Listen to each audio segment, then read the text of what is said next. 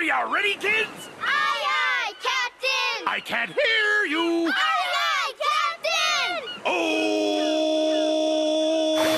Yep, it's that time of year again. The time where I get to do something completely off the wall. I am, of course, talking about April Fool's Day, for those of you that are watching this video on the other 364 and a quarter days of the year.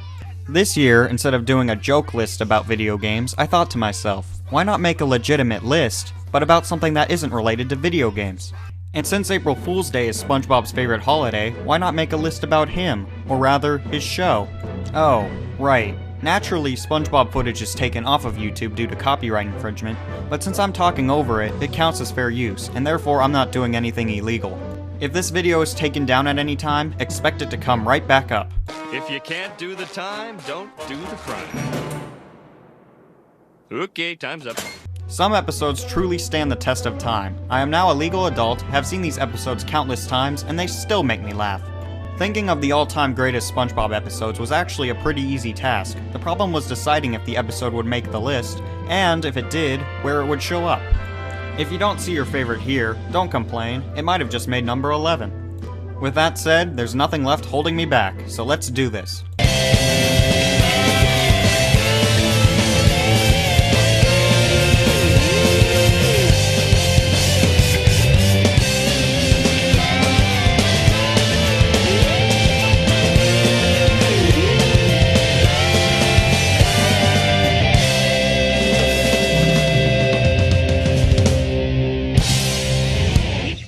Number 10.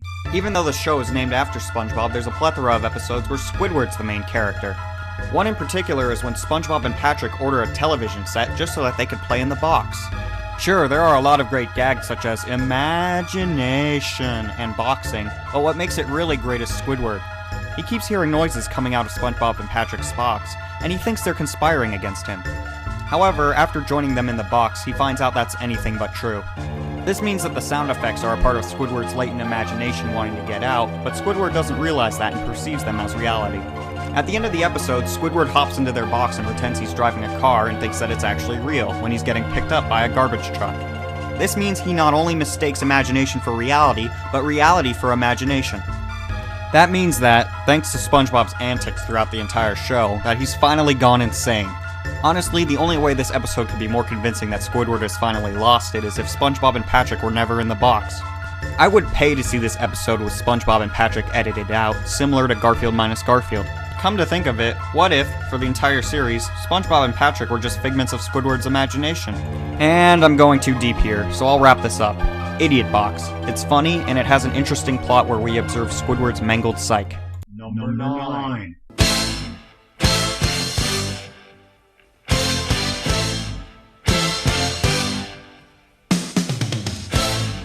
Welcome aboard. If you're watching this video, then let me be the first to say, congratulations! Krusty Krab training video is number 9. So what makes this episode so great? SpongeBob is either creepy, annoying, or just unfunny the entire episode. Fortunately, all of the other characters easily pick up the slack. Mr. Krabs, Squidward, Patrick, and even the narrator all have their great moments. I could continue talking about the jokes, but there's about 10 minutes of comedy in this 11-minute episode, and to mention it all would make this video far too long. However, I do want to mention the longest single joke in the episode, and that is when they finally introduce the Krabby Patty. This clip runs a little longer than 30 seconds, but they managed to keep the joke alive with mesmerizing scatting and a few gasps of breath in between. Not to mention that it ends the moment it gets old. However, when the dust settles and rubber hits the road, you can't be the best episode by relying on subtext like the Idiot Box did, or by jokes alone like the Krusty Krab training video. You need a little more in order to become truly remarkable, and I feel the top 8 truly fulfill this expectation. Number 8. In 2007, SpongeBob fell in love with a Krabby Patty. After the initial shock, a lot of us asked ourselves, didn't this happen 6 years ago? Yeah, it did, except it was with Squidward, wasn't it? In just one bite, Squidward tries the Krabby Patty and falls in love with the taste. The episode has themes about understanding others' perspectives, not knocking something until you try it, and learning to admit when you are wrong, as well as containing health warnings about fast food. The original version of this episode has a scene that's been cut from every subsequent airing. Let's just say the Krusty Krab has quite the security mechanism. Finally, this episode has some of the best faces ever shown on SpongeBob. I mean, this face alone is worth watching the episode. All they had to do was place this at the end of To Love a Patty, and that episode would have been redeemable. Number 7. What makes the camping episode so great? Is it Squidward trying to set up his tent? Could it be the campfire song? Or maybe it's the sea bear attack? What if it were all of them? What if each individual moment, seen fluidly between one another, worked together to create something unimaginably more spectacular than any of them could do on their own?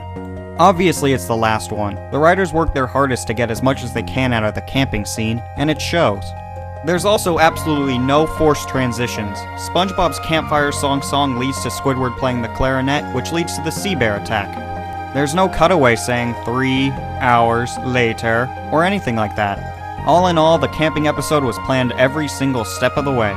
And that planning pays off big time. Number 6. Krusty Krab,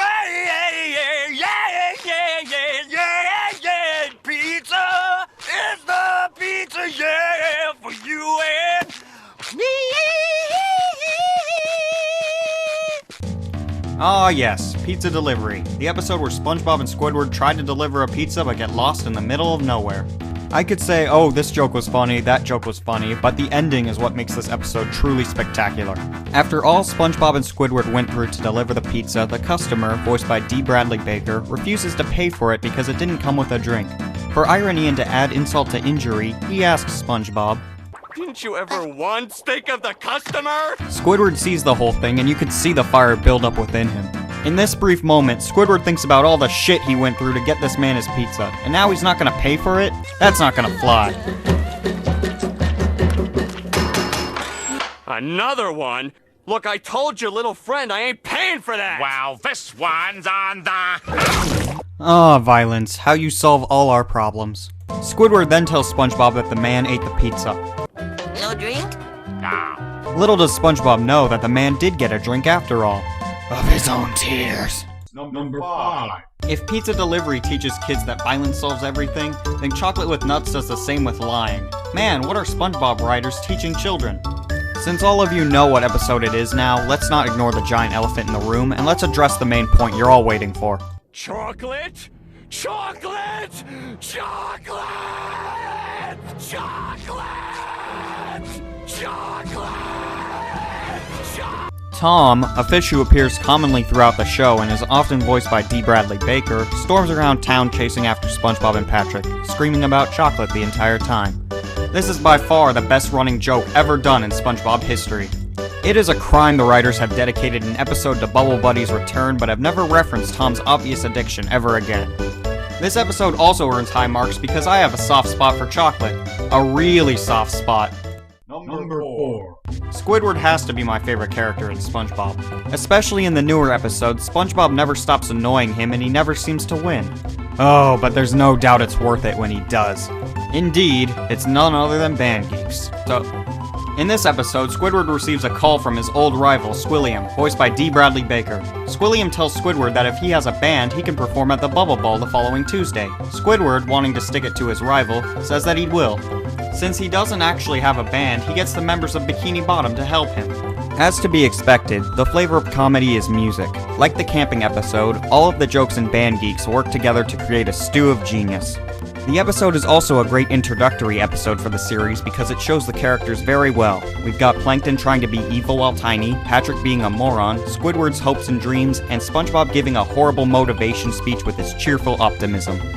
And yet, I feel like I'm forgetting something. What could it be? Oh, right.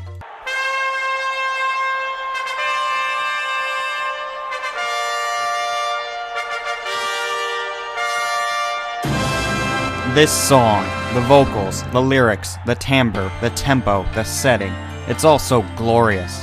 If SpongeBob's face at the end of Just One Bite justified watching that episode alone, then this final scene is worth being glued to the couch as soon as you see Band Geek's sister episode being aired beforehand.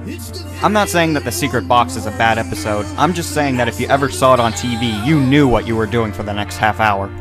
However, to paraphrase the spectacular song by David Glenn Isley, you don't win no brass. No, you only lose bronze, silver, and gold. We're in the home stretch. Let's move on to... Number 3. Graveyard Shift is one of the first SpongeBob episodes I've ever watched. Mr. Krabs made quite the introduction. It wasn't until I started making this video that I realized just how great this episode truly is. There's SpongeBob celebrating the night, Squidward's improv horror story, Patrick's short cutaway, and Dracula Nosferatu operating the light switch. That's just the surface, too. There's plenty of gems in this episode.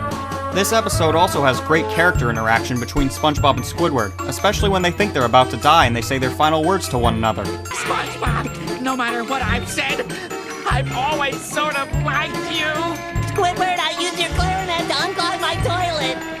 Ah, classic. Number 2. SpongeBob and Patrick aren't friends anymore? They both start fighting to be Squidward's best friend? What could it be besides naughty nautical neighbors? Okay, where to begin? I like how Squidward interfered with Patrick and SpongeBob's conversation. I am glad they made Patrick stupid without overdoing it. The rivalry between SpongeBob and Patrick for the right to have Squidward serve him soda was interesting, especially the facial expressions they had. I also found it amusing that the episode went full circle and bubble communication brought the two back together again. But the ultimate highlight has to be when SpongeBob counts his friends. I got plenty of friends. I can name 3 right off the bat.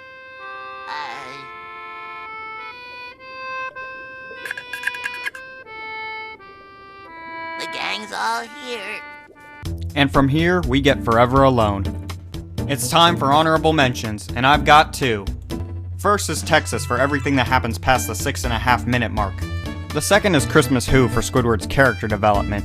These episodes didn't break any rules to disqualify them, since there weren't any. They were ordinary episodes with extraordinary circumstances. There are plenty of other episodes that I could honorably mention as well, but that would take too long. And we've got to cover the quintessential episode. Number 1. What makes Can You Spare a Dime better than episodes such as Band Geeks and Chocolate with Nuts? It's simple, really. Every single second, something happens. Not a single frame is wasted. Here, in one breath, I'll name as many things that are either funny or monumental as I possibly can. Squidward assaults Mr. Krab, Squidward quits the Krusty Krab, SpongeBob has a hilarious conversation with Squidward about brotherhood and football-playing kings in outer space, Squidward becomes a hobo, Squidward freeloads off of SpongeBob until SpongeBob becomes sick of him and their roles reverse, SpongeBob puts on a puppet show, SpongeBob assaults Mr. Krabs while finally calling him a cheapskate, and SpongeBob wears a maid outfit. It sounds like a lot to cover, but it's the execution that truly makes this episode shine. It has laughs, character interactions, and twists that all just work so well. I seem to share a popular opinion when I say that the movie was the last thing SpongeBob did that was truly remarkable. While the show was swerving left and right for some time afterwards, it wasn't until Nightlight that there started being more bad episodes than good ones. Normally I would apologize for the horrible video quality, but these episodes don't deserve that respect in the slightest. If this is the first time you've ever watched one of my videos, I make lists and reviews for video games, hence my name, Gaming Top 10. Check out my lists if you're interested, and have a fantastic day.